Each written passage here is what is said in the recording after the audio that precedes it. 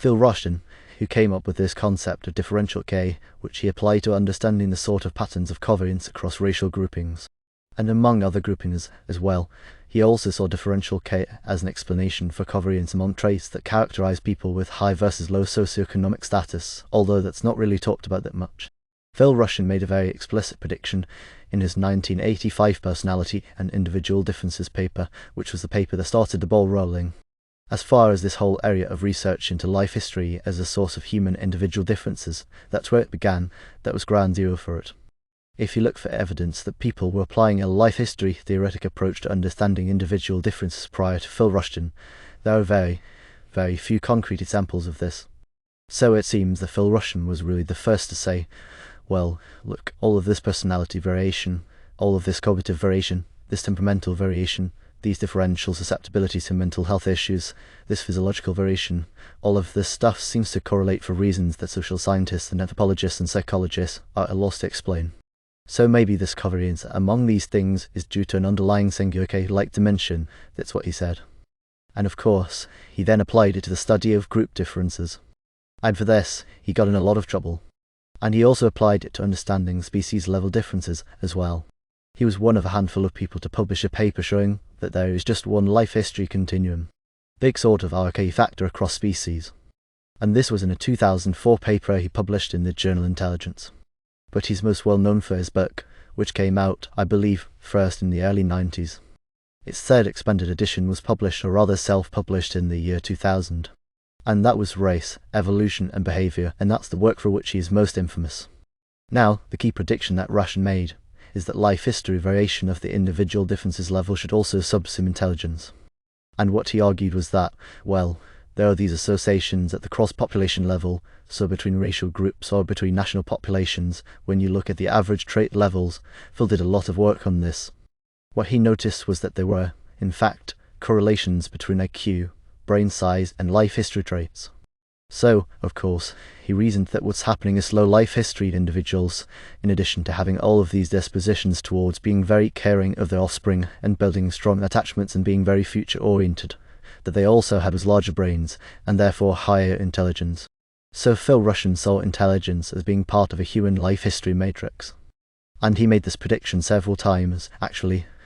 Most recently in a 2010 paper in response to a very critical paper that Yeltsin Richards wrote, arguing sort of against the validity of national IQ measures, or rather against evolutionary hypotheses as a basis to explain national IQ, and Phil wrote in response to this, in which he said, well, brain size mediates the association between life history and IQ. It turns out he was wrong. He was right about personality and measures of health and mating effort and things like that, co-varying into a global life history factor. But he was wrong about intelligence. If you conduct a meta-analysis of the entirety of the literature that had been produced up until that point, and a lot of these studies at this point were not published, but had just been presented at conferences. If you track down all of the studies and get the correlation coefficients from these studies, if you track them down, you can run this very basic meta-analysis using a weighted row or correlation. And the row value for a sample size of 2056 individuals is extremely small, 0.23. And for that n of participants, it's not statistically significant. It's interesting to note that the only significant effect sizes that the positive, i.e. are in the direction that Rushton thought they ought to be, were produced by Phil Rushton. He was the only one who could ever find significant positive associations between G and K. By significant, I don't just mean significant in a statistically significant sense, i.e. probability of less than or equal to 0.5. I mean large-ish as well, like 0.9 from his 1989 paper with Tony Boggart, and in the region of 0.2 there in a paper he published with Tony Van and Trudy M. Bombs, which was actually not on K and G. It was on microcephalin, SPM and G and K. So basically that was sort of a throwaway result. But nevertheless he found these significant effects. It might have been due to the IQ tests that he was using. It's possible that tests like the MAB and the WPT and the WISE actually do yield correlations, and that these other tests don't. It's entirely possible. But then I don't know. I'd love to have got my hands on the raw data to see what was going on there. But the point I'm making here is that there's virtually nothing going on here between G and K at the individual differences level, and it doesn't really matter how you chop the sample, or whether you do meta-analysis, or whether you just use one big sample. It doesn't matter if you use US population or other populations. It seems that there's null association between IQ and life history speed measured using these psychometric measures like the K factor is functionally zero, and that is genuinely interesting. This is really not what Phil Rushton predicted. So basically, yeah, turns out he was wrong. He was bigly wrong. There we go. Now how do we explain this weird anomaly, because Phil Rushton's model kind of makes sense. It is high face validity, slower life history, means more bioenergetic affordances into costly tissues, energetically expensive organs, etc. So why wouldn't it entail a bigger brain, higher IQ?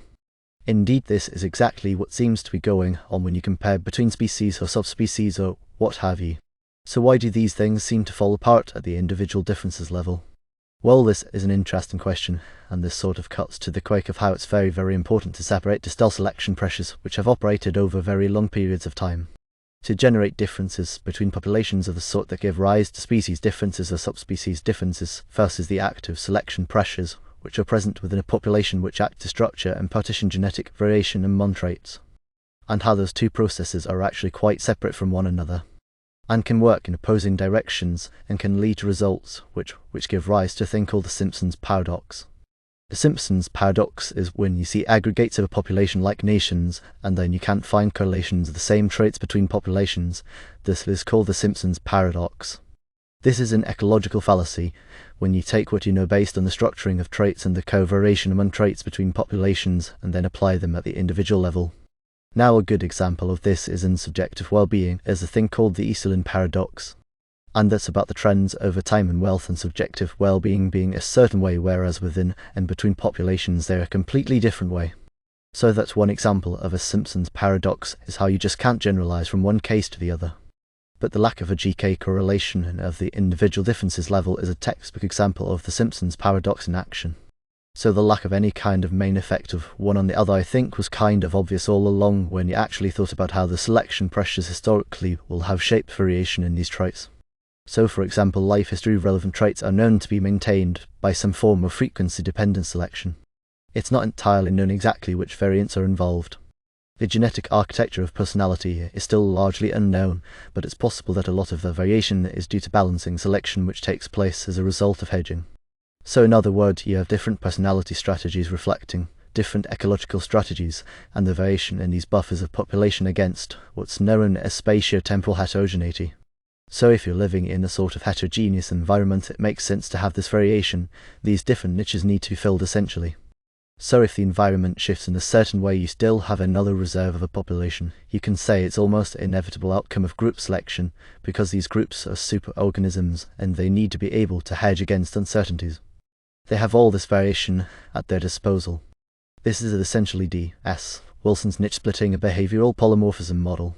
So if you look at general intelligence, however, it turns out there's a probably, and again, this sort of lots of caveats apply to the certainty, as of the Hell et al. Paper from 2017, it's probably the case that a lot more of the variation in general intelligence is due to the action of rare variants.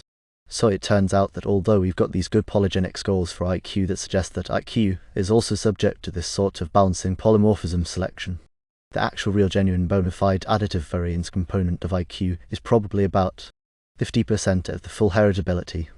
The rest is due to rare variants which differ from individual to individual in terms of burden, which give rise to a source of individual differences that is at the level of a phenotype pretty much indistinguishable from additivity, and that it's a source of continuous parametric variation among individuals. However, if you use cleverly constructed behavior genetic designs or even molecular genetic designs like GREM or GCTA, you soon see that you can't really get the full heritability of IQ. If you just focus on the purely additive stuff, it means there have to be these other rarer variants present as well, which are sort of mimicking additivity and boosting the overall heritability of the trait. So this suggests a fundamental difference between these life history traits, which may relate to polymorphisms maintained by balancing selection. And this is another thing I point out is epistases. These would be loci which sort of engage in epigenetic talk with one another and are responsible for sort of setting or fine-tuning life history strategy through sampling of the environment and development. And these would have arisen through an entirely separate process known as correlational selection. So the fact that a lot of the architecture of life history, particularly the very highest level, is probably regulated by these genes with relatively large effects with epistatic loci, essentially, which are produced through correlational selection. And a lot of the lower level stuff may be mainly due to just balancing polymorphism selection, means that we have essentially different selection pressures operating on that co-native domain, Latin conatus meaning will, as opposed to the selection pressures operating on the cognitive domain. And she may be more of a kind of fitness indicator. This is one possibility that's been put forward by Geoffrey Miller. I used to be much more into this idea of intelligence as a fitness indicator. The global fitness factor, a sort of mutation load factor, but with intelligence, it's kind of very difficult to make sense of it within that context. I mean, there might be something to it, but intelligence isn't really considered attractive. Sapios's reality turns out to be nonsense. There's no real evidence for it. So I'm kind of not really willing to commit to the idea that G is a fitness indicator, although I will go so far as to say that it's probably more variation G could be due to mutations and therefore historical legacy mutation selection balance than is the case with personality and life history variation, where again, it's frequency-dependent selection and correlational selection which is putting those traits together. So why would you get these different genetic architectures and these different phylogenetic legacies? Well, it's probable that you can have all sorts of advantages for being high G irrespective of your life history speed if, as Satoshi Kanazawa says, D is somewhat domain-specific. I'm not saying it's a module, because I know he's argued that it's a specialized evolved psychological mechanism which functions on its own and is independent of other systems. I don't think it's like that at all. I think it's more of a mem module. So having high levels of G allows you to deal with evolutionary novelty. And evolutionary novelty reflects certain types of problems, perhaps related to the ability to correlate across domains. So problems which can be solved through correlation of inputs from different domains. And then you're going to get those problems irrespective of whether the environment is harsh or unpredictable. So it could be you get lots of evolutionarily novel problems in harsh environments. You get lots of evolutionarily novel problems in milder, more predictable environments. And as a consequence of this, there's no real reason why within a population you would get these associations. As a matter of fact, selection would tend to pull these traits apart or loosen the bond between them. Another thing I'd add to this is certainly under modern conditions, there are clearly opposing selection vectors operating on G and K. K, unlike G, is under sort of positive directional selection. People with higher levels of K actually have higher relative lifetime reproductive success in modern environments, whereas people with G, certainly as of the 1800s, have not been doing so well. So high G goes with relatively smaller numbers of offspring. So essentially, the argument that one could make here is that it could even be a very recent thing, i.e. something that started around the time of the Industrial Revolution, where the selection pressures kind of went off in different directions and pulled the traits apart and broke up the genetic correlations between them. So that's another reason why we might not see any significant associations between these populations.